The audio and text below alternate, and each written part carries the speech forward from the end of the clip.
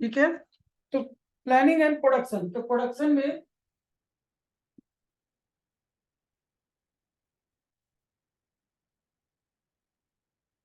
ठीक है, तो प्लानिंग में 4 हो गए। एक हो गया स्पीड, फर्स्ट है रूट कलर, ठीक है, रूट कलर जो कि डिसाइड करता है स्टेप्स, और सेकंड होता है सीक्वेंस, यानी कि किसी टास्क को कंप्लीट करने के लिए कितने स्टेप्स की रिक्वायरमेंट है, और सीक्वेंस क्या होगा, sequence that means which step should be taken first, second, third, fourth etcetera, यानी किसी टास्क को वन सिंगल स्टेप में कंप्लीट करने होंगे, मोर देन सिंगल 2, 3, 4 स्टेप्स, ये डिसाइड करना। तो इसके लिए जो एक्सपर्ट पर्सन है known as route clerk, foreman, ठीक है। तो देखिए फोरमैन का एग्जैक्ट लिटरल मीनिंग होता है ए ट्रेंड और chief worker who generally leads a gang और क्रू, ठीक है। ए ट्रेंड चीफ वर्कर, यानी जो वर्कर्स होते हैं उसी में से जो बेस्ट होता है, सबसे ट्रेंड होता है, उसको उस क्रू का, उस ग्रुप का हेड बना दिया जाता है। हेड यानी क्या, अब आपके सुपरविजन में, आपके मॉनिटरिंग में ये टास्क कंप्लीट किए जाएंगे, ठीक है। तो that person is called foreman, foreman जो अपने काम में एक्सपर्ट होता है। सेकंड होता है instruction card clerk, instruction card clerk, तो इंस्ट्रक्शन कार्ड कलर का काम होता है जो ऑर्गेनाइजेशन में general instructions, general that means those type of instruction which is available for all.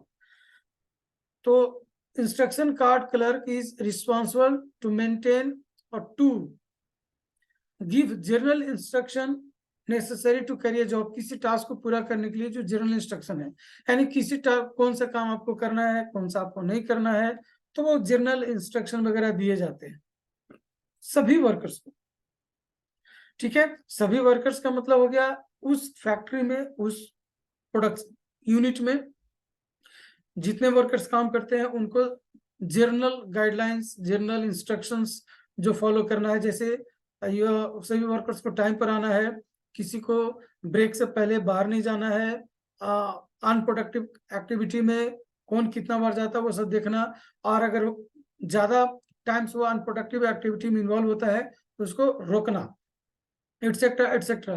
कौन कितना बजे तक टास्क कंप्लीट होने हैं, जो वर्किंग आवर है तो इंड कब होगा, उसके पहले कोई नहीं जा पाया, वर्क ना छोड़े, एटसेट्रा एटसेट्रा। ये सभी जनरल इंस्ट्रक्शंस वो मॉनिटर करता है और बताता है, जिससे एम्प्लॉइज इन जनरल इंस्ट्रक्शन को फॉलो करते हुए वर्क परफॉर्म करता है। सी यानी third, time and cost clerk, तो इनका क्या काम है, टाइम एंड कॉस्ट क्लर्क का सेंस है एक ऐसा एक्सपर्ट पर्सन जो ये डिसाइड करता है कि किसी टास्क को कंप्लीट होने में कितना टाइम लगेगा, ठीक है। तो time and cost clerk are responsible to fix up the time for a particular job and also maintain their cost on daily basis, ठीक है। फॉर एग्जाम्पल जैसे किसी को बिल्डिंग बनाना है, तो एवरीडे वो एक जो अवेलेबल रिसोर्सेस है, उस अवेलेबल रिसोर्सेस के अकॉर्डिंग जो नंबर ऑफ वर्कर्स है, तो कितने square feet wall, pillar etcetera खड़ी कर सकता है। या हम यूं कहें कि अगर रोड कंस्ट्रक्शन कंपनी है तो उस कंस्ट्रक्शन कंपनी का जो टाइम एंड कॉस्ट क्लर्क है उसका काम है कि एवरी डे का टारगेट फिक्स करना कि आज के डेट में इतने आवर्स में इतने मीटर किलोमीटर सड़कें रेडी हो जानी चाहिए। तो ये कैसे फिक्स करता है, तो ऑब्वियसली इसके लिए उसका पास्ट एक्सपीरियंस होता है, रिकॉर्ड होता है कि एक एवरेज वर्कर कितना आवर्स में कितने मीटर तक का रोडवेज बना सकता है, तो टोटल नंबर ऑफ वर्कर्स के अकॉर्डिंग कितने मीटर या किलोमीटर रोड रेडी हो जाएंगे, तो ये टाइम देता है। फॉर एग्जांपल कि कोई टाइम एंड कॉस्ट क्लर्क जो है आपने 200 वर्कर्स को ये टारगेट देता है कि आपको हाफ एंड किलोमीटर यानी 500 मीटर्स रोड वन डे में बनाने, यानी कि 8 आवर्स के शिफ्ट में बना देने हैं। तो ये टाइम डिसाइड करना तो ये ऐसे ही नहीं बोला जाता, इसके पीछे बहुत सारे डाटा होते हैं, टाइप ऑफ एम्प्लॉइज, के बारे में जानना, रिसोर्सेस, मशीनरी, मटेरियल्स की अवेलेबिलिटी, सबको जानते समझते बारे में ये टाइम फिक्स किया जाता है। तो ये जो पर्सन होता है responsible to fixing the time for a particular job, और उस टास्क को करने में क्या कॉस्ट आ रहे हैं ये सब रिकॉर्ड करना, मेंटेन करना डायरी में। तो ये पर्सन कहलाता है टाइम एंड कॉस्ट क्लर्क, जो कि टाइम फिक्स करने और कॉस्ट को मेंटेन करने में एक्सपर्ट माने जाते हैं। Last one of planning department, disciplinarian. Disciplinarian का मतलब हो गया जो डिसिप्लिन का इंचार्ज होता है, एक ऑर्गेनाइजेशन में जो डिसिप्लिन देखने का काम करता है। यानी वो रिस्पॉन्सिबल होता है कि जो वर्क परफॉर्म किए जाते हैं एक ऑर्गेनाइजेशन में, फैक्ट्री में, प्रोडक्शन यूनिट में, वो जॉब ऑर्डरली यानी सिस्टमेटिक वे में और ऑर्डर वे में यानी अरेंज्ड वे में परफॉर्म हो, किसी तरह का कंफ्यूजन, क्योस, डिसऑर्डर ना होने पाए, ये इंश्योर करना डिसिप्लिनरियन का काम होता है। इसलिए आप देखते हो कि ज्यादातर ऑर्गेनाइजेशन में कोई एक पर्सन डिसिप्लिन का इंचार्ज बना दिए जाते हैं, जिसका काम है ओवरऑल ऑर्गेनाइजेशन का डिसिप्लिन को देखना। ठीक है, जैसे आपके स्कूल में संजीत सर है डिसिप्लिन इंचार्ज, उसी तरह से हर ब्रांचेस में, स्कूल में, कॉलेज में, फैक्ट्री में, कंपनियों में एक डिसिप्लिन इंचार्ज होते हैं, डिसिप्लिनरियन होता है, जिसका काम है ओवरऑल ऑर्गेनाइजेशन के वर्क जो है सिस्टमेटिक यानी जो प्लान है उसके अकॉर्डिंग चल सके, ऑर्डर वे में चले, किसी तरह का एक्टिविटीज में डिसऑर्डर ना हो, ये काम के लिए रिस्पॉन्सिबल होता है। सेकंड ब्रांच जो है प्रोडक्शन मैनेजर या फैक्ट्री का, दैट इज ऑपरेशनल डिपार्टमेंट या ऑपरेशनल इंचार्ज, जिसका काम है एक्टिविटीज को परफॉर्म करना यानी प्रोडक्ट को रेडी करना, जो एक्चुअल में फैक्ट्री का काम करता है। ठीक है, तो इसमें भी आते हैं, फर्स्ट है गैंग बॉस। तो देखिए आपको इसमें क्या बताया गया, एक फैक्ट्री या जो फंक्शनल या फंक्शनल फोरमैनशिप है, ये टॉपिक या ये scientific technique is basically used for production unit. ठीक है, एक प्रोडक्शन या मैन्युफैक्चरिंग यूनिट के लिए ही होते हैं, राइट। तो ये क्या करते हैं, तो ये दो तरह से डिवाइड किया गया, एक प्लानिंग और प्रोडक्शन। तो अब प्रोडक्शन में भी अलग अलग स्पेशलिस्ट होते हैं, that means specialist in a particular task, that is called foreman. Gang boss, तो गैंग बॉस क्या होता है, तो गैंग बॉस का काम होता है कि एक ऑर्गेनाइजेशन में या फैक्ट्री में जितने भी machine, tools and resources required to complete the job must be available and in arranged way. ठीक है, सभी कुछ अरेंज्ड वे में हो और अवेलेबल हो, ये इंश्योर करता है।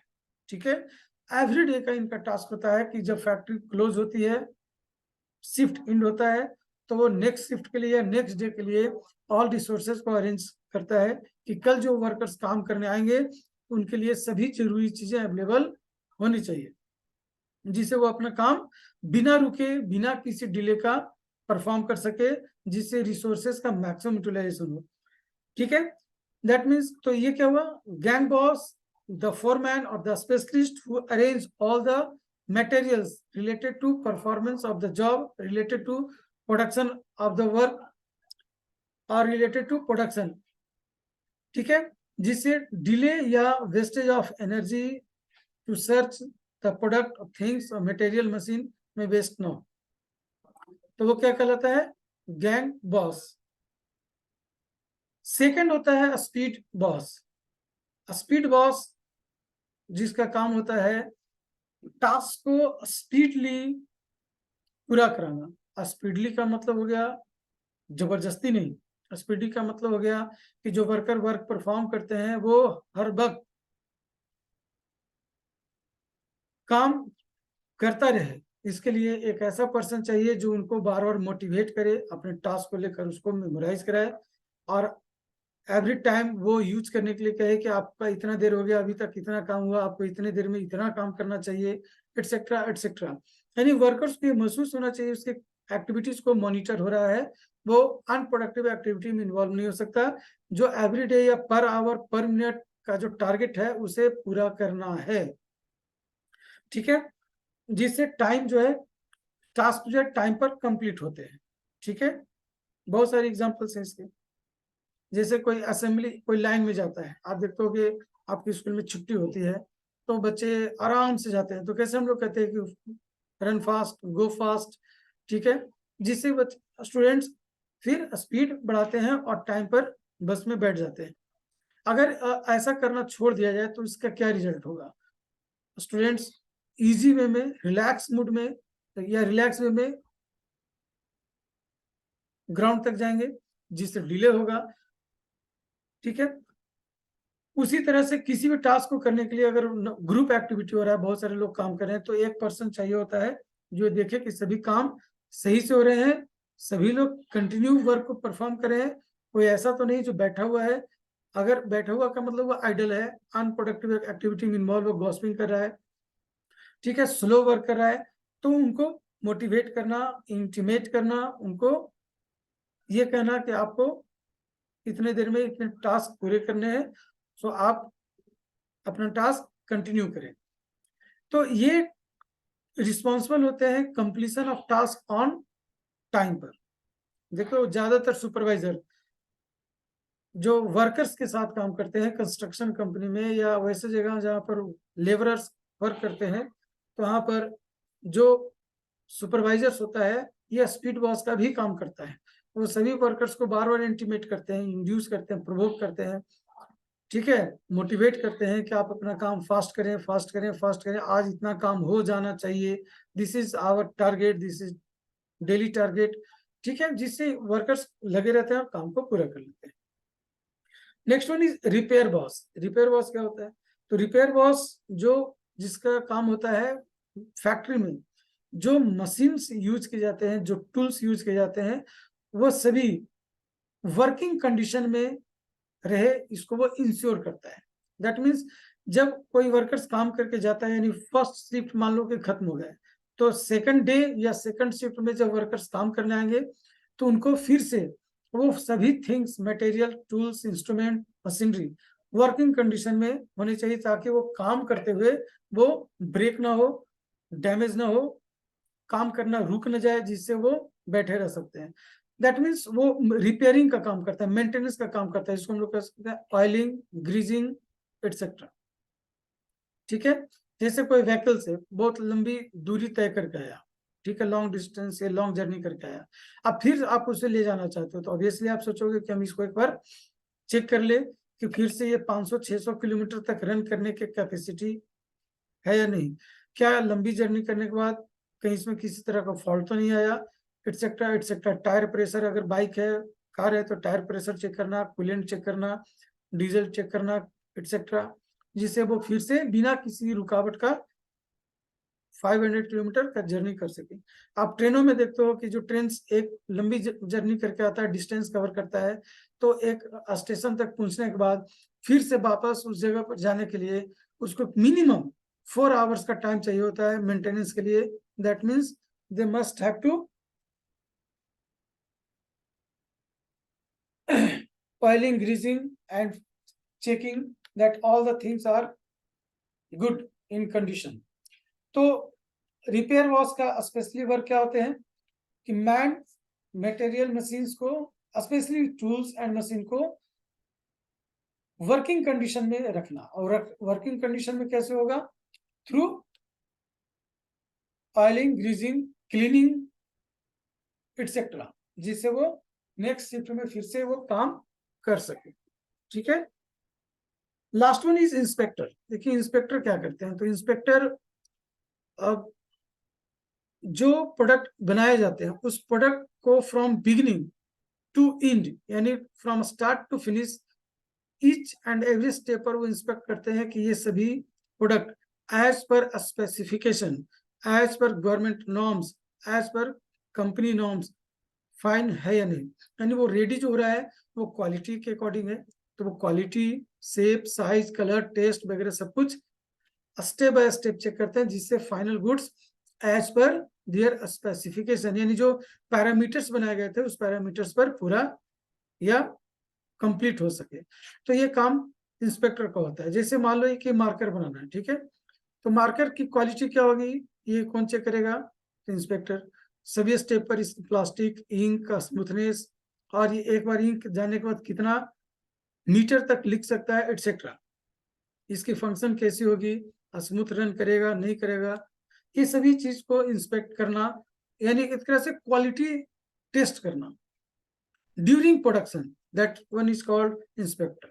ठीक है, आप देखते हो कि कई सारे टीवी प्रोग्राम में, नेशनल ज्योग्राफी डिस्कवरी में, कि फूड प्रोसेसिंग का टॉप शो आता है जिसमें ड्यूरिंग प्रोसेसिंग ऑफ फूड्स वो बार बार चेक करता है कि सभी चीज एज पर टेस्ट है, जो टेस्ट बताया गया प्लान किया गया उसके अकॉर्डिंग है, जो प्रोडक्ट है वो उसकी quality from beginning as per plan है या नहीं, अगर नहीं है तो वो इमीडिएट उसको ठीक करने का कोशिश करता है।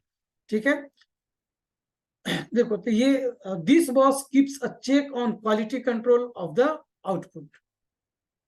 ठीक है, तो क्वालिटी कंट्रोल का काम करता है इंस्पेक्टर। तो ये आपका फंक्शनल फॉर्मेंसिक फिनिश है। और आप लोग case study, high order thinking skill questions को अच्छे से कर लेना, जिसे एग्जाम में हेल्प हो। और कल यानी टुमारो क्लासेस में डिस्कस करेंगे case study and students queries from syllabus of your examination. Clear? Anything else Gaurav?